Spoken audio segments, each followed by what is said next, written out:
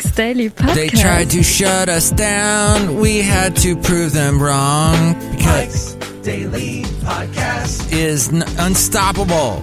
The CDC came by and closed me down, but I said no. I am going to stay open because people flow into here and then they leave, but they don't carry a disease. They're wonderful and healthy, and they don't show any symptoms, so they're asymptomatic. Asymptomatic people, Mike's Daily Podcast, are the happiest people. Asymptomatic. So yes, welcome to Cafe Anyway, where we are Mike's social distancing Daily and not actually here, Podcast, because that would be actually illegal, I guess. Yeah. Yet, what is going on with where are we reopening? Apparently, California churches can resume in-person services, but worshipers will be limited to 100 people, and they should wear masks, avoid sharing prayer books, and skip the collection plate. What's the point then? The churches are like, wait a minute. How are we supposed to get any money then? There's PayPal. What the heck is PayPal? Stop with that talk. No, I'm a hip pastor and I know all about PayPal. PayPastor is what I'm going to start. That website. You could start it yourself. You're welcome. But yeah, the California Department of Public Health released a framework under which county health departments can approve the reopening of churches, mosques, synagogues, and other houses of worship. Is the House of Blues a house of worship? I don't know. And can you even, okay, here's my little suggestion for you. Don't ever go to the House of Blues on the Sunset Strip in Hollywood. There's no place to park. The people there are mean as can be. The sound is awful. I've been to the House of Blues twice. Or 3 times, actually. Dang, I just realized. And here's today's podcast picture. Once to see Five for Fighting, and I got to talk to John Ondrasik before that because he's the nicest guy on the planet. I don't have a picture with John Ondrasik, though. I then saw Joss Stone once. Did not get to meet her, but she's tall, and she performs barefoot. And then there was the band called... what were they called? Blue Monday? No. But they had the Into the Ocean song. Into the ocean I must go. Into the ocean I must go. That one. I want to sit, but I don't know how. Basil's singing along with me there. Yeah. Oh, you don't like my... All right. Well, all right, I'm Blue October. I couldn't. That was bugging me. They are tweaking the name. Elon Musk and his baby mama Grimes, his significant other, have renamed their son. It was originally something odd, and now it's not as odd, I guess. Let's see. It is... The baby's confusing. They have altered the unique moniker. A fan asked Grimes if the couple changed the name of their newborn son due to a California law that requires only alphabetical letters. They did make a tweak to XAEA-12. Yes. The 12, what? The baby's name has been changed to changing the 12 to Roman numerals, and that's how that was changed. It is still unclear how to pronounce the name or if it is even legal. Meanwhile, Elon Musk is going to be launching a spaceship in the near future. I talked to my mom yesterday. They're excited in Florida about the upcoming launch, the first one to be launched in 10 years. My mom and I saw the last, I think it was the second to the last space shuttle take off. That was pretty cool.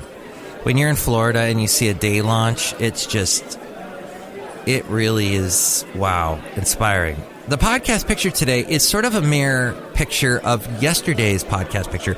We had the Washington Monument last picture. This one is of an Egyptian monument of some sort. It's got hieroglyphics. And it is sitting there, or it used to sit, I don't know if it still is, but it should be, at New York's Central Park. I was in Central Park. Wow. That long ago? Dang. I was there almost 12 years ago. And my dog, who you just heard bark, is almost going to be 12. So, there you go. That's the interesting... that 12 has surfaced again, the number 12 on this podcast. How odd is that? So you've probably taken a lot of pictures. That's probably safe to say, as I have. But when you've taken photos and videos on your smartphone, how often do you look at those? If the answer is not often, you're not alone. I am reading from a Costco article, but I find it fascinating because I know people do not look at their pictures. They'll show, oh, wait, let me show you this one picture. And they'll look it up for you and then show it on that tiny screen on the phone. Like, what is the point? Maybe you'll post it on Instagram, maybe Facebook, maybe Snapchat. Instead, you can better appreciate the photos and videos and relive the memories associated with them when they're on your big screen television.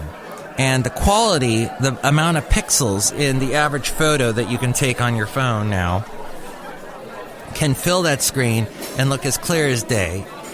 My lovely lady friend did a video recently, or she's in the process of making a video having to do with the therapy practice that she works for, where they're going to be, her practice is going to be doing videos to, helpful tips and ideas psychologically related. And she is, her practice, they're using a I think just like a regular tablet to take the video.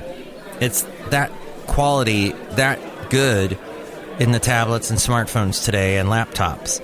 Many smartphones users take advantage of cloud backup, which automatically uploads all photos and videos to an online account just in case the photo is lost, stolen, or damaged. This is done through apps such as Google Photos, OneDrive, Dropbox, I think, what's the Apple one? iCloud. Although didn't a couple of years ago, a couple women, actresses, their iClouds got broken into and oops, I took nude pictures, oops, and that got leaked into the internet world. So, yeah, that is the one thing, the security, the privacy. If you have a smart TV, you could install the same apps on your television to view all your images there. You'll need to log into the same cloud account on your TV as your phone. With Apple's iCloud, you'll need an Apple TV box to wirelessly stream content. As we go outside a cafe anyway, where we bring you Mike's Daily Podcast somewhere in Podcastro Valleyton. Today, the last place on earth. By the way, I just want to say really quickly, the CDC guy that popped by last show was played by a guy named Vince, who does a really good podcast. He has it on hiatus, I think, for the moment, but it's Vince in the Bay. And I think he still has the website, vinceinthebay.com, so check that out, because he has some interesting, also internet-related type content that's very helpful. Many smart TVs let you wirelessly cast images from your smartphone. I have not done this yet, but I've heard about that. It depends on the type of TV you have. And I think Chromecast, Roku, AirPlay do that, Miracast. If you're an Android user, you can plug your phone into the TV USB port using your charging cable. Make sure the phone is unlocked. The image should appear on the screen as thumbnail images. So this is going to become more and more easy, and people are going to become more and more interested in seeing their photos on the big screen. Let's say you have a party. Once we eventually are able to go to phase 1, collect underpants. Phase 2, phase 3, profit. That's every time I hear the phases, phase 1, phase 2, California is entering phase 2 or whatever, I want to do that. I want to do that little South Park homage. Hey, we're outside a cafe anyway, located somewhere in Podcaster Valleyton. Let's say hi to some people. Hello, my commercial. It's Madame Rootabega, and where's your lady friend? Oh. Yes, we were supposed to have my lovely lady friend on this show. Maybe she'll pop by. She's heading over to the cafe anyway. But by the way, I didn't know Sizzlers was one of my neighbors here at Cafe Anyway. I just did not know that until the CDC guy came here, but he never circled back. He never circled back around, thankfully, and I hate that expression. Look who else is here. Hello there, Mike. This is Valentino, the parking attendant. And this is Bison Bentley. Do you know that? Mike, I think I'm very asymptomatic day. Yeah, asymptomatic. Do you know that? It's totally automatic. It's Pointer Sisters and a song they did. Totally da-da-da-da. Okay. Well, I hope you had a good Memorial Day. And yes, I know you've heard everyone say it, but I say it from my heart. To anybody in your family who died in the line of service to our country, be it a soldier, be it in some other capacity helping this country, thank you so much. For example, in fighting the coronavirus. And our president did say something very nice today in his speech that really stood out about how he paid homage to the people. I've said homage a couple of times. What am I, French? To the people that are working hard in the front lines. And I thank you too as well, because you're in harm's way. And you are fearless, and you have helped many people, and thank you. Wow. It's an interesting time, isn't it? But let's stay positive. We'll get through this. We will. There will be times when we may forget these times, these hard times.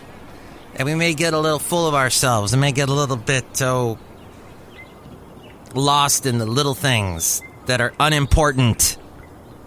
And we should remember these times, these very tricky times, difficult times, when people were brave and stood up and took a stand and were amazing. And I guess that's why we have days like this, to remember the heroes, the amazing people that were brave and got us through. And the reason why we're here is because of them. So let's do that. And I tip my hat to you.